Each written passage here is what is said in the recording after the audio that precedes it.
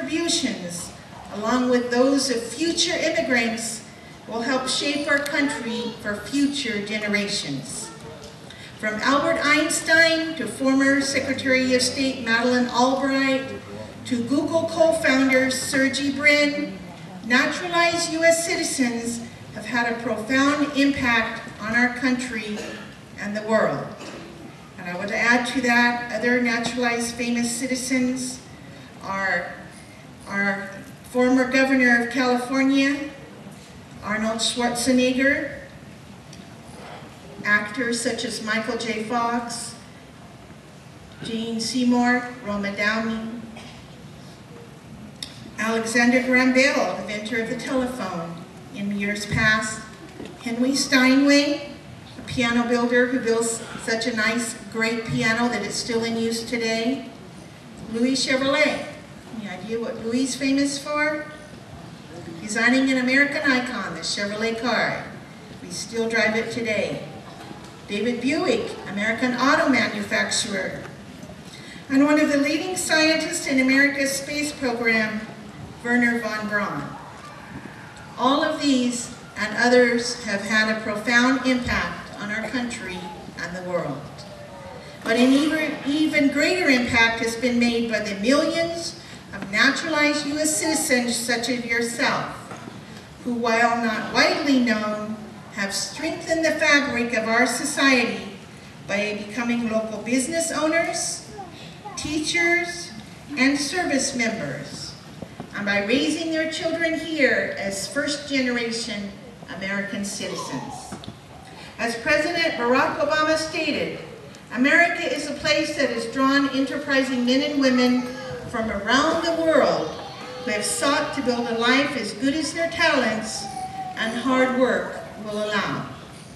And as you build your lives here, I encourage you to use your talents, to become active, participating citizens of our country, to register to vote right away, and to vote in every election.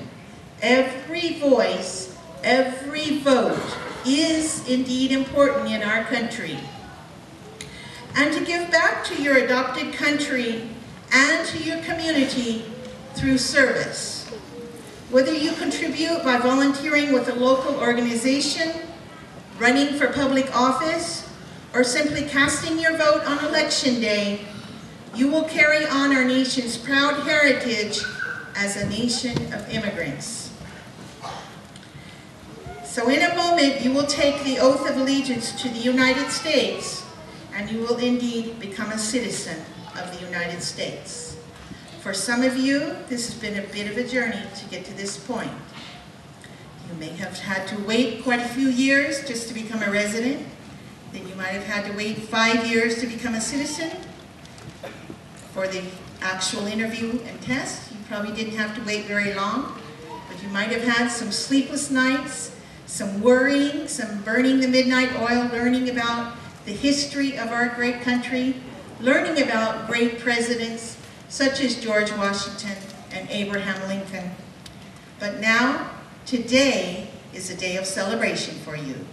So as we celebrate President's Day and month, you also can celebrate your great achievement in your life, the realization of a goal, the accomplishment of a goal, and the realization of a dream. A new start in your life, a new beginning as a citizen of our great country. So after you take the oath of allegiance to the United States, we allow and encourage a few moments of great happiness and joy in celebrating this great event in your life. You can wave your flags, you can stomp your feet, you can clap your hands, you can whistle. That's all allowed and encouraged in a few moments of great celebration. Accomplishing your goal, realizing your dream. The words to the oath of allegiance will be found on the screen behind me. So now, for the final step in your journey to becoming a United States citizen, please stand.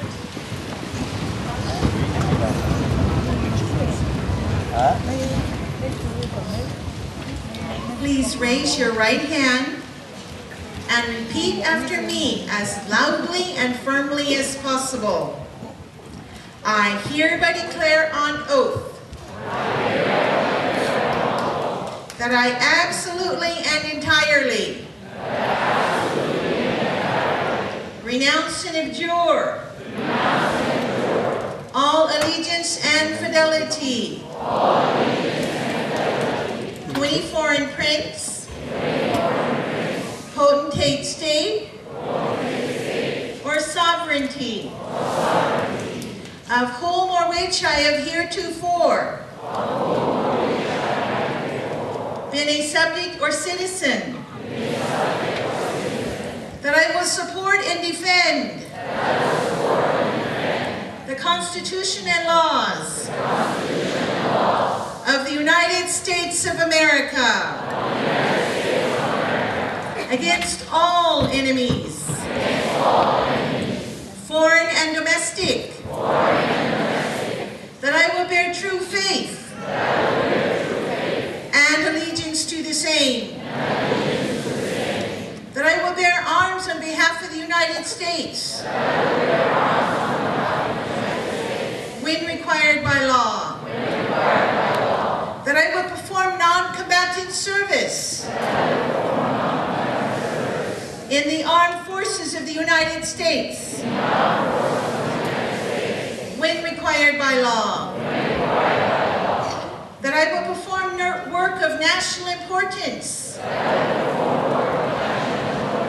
under civilian direction when required by the law, and that I take this obligation freely without any mental reservation or purpose of evasion. So help me God. Congratulations.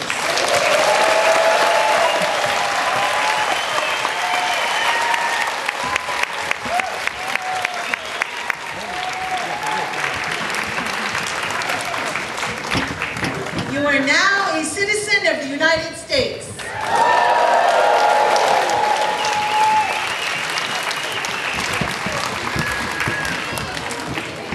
And now, my fellow citizens, how's that sound? We're all in it together now. That's good. We appreciate your enthusiasm for our great country, for becoming a citizen. One of the first duties that we have you perform as a new citizen of our country is to pledge allegiance to the flag of the United States. The Pledge of Allegiance to the flag of the United States is recited by placing your hand over your heart and facing the flag. And we would ask, if you're a guest and United States citizen, that you also stand to pledge allegiance to the flag of the United States. We have a very special guest this morning who's agreed to come forward and lead us in the Pledge of Allegiance to the flag.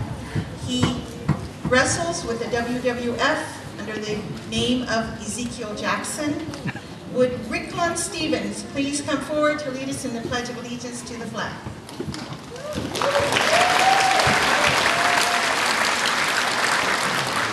It's been a long time coming, y'all. Together, just repeat after me. I pledge allegiance to the flag.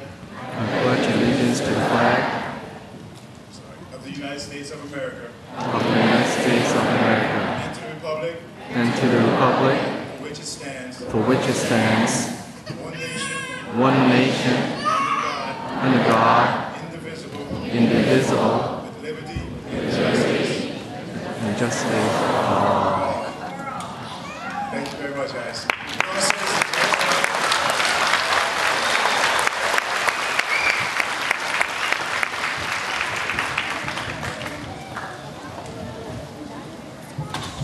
Okay, we thank you very much for coming forward.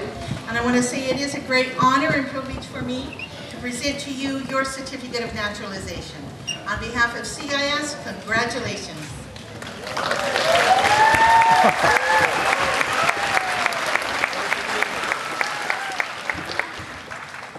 Okay, now you all may be seated. I'm going to be turning the program back to Officer Aran. He has some very important points for you. And on behalf of San Jose Citizenship and Immigration Services Office, congratulations again to all of you.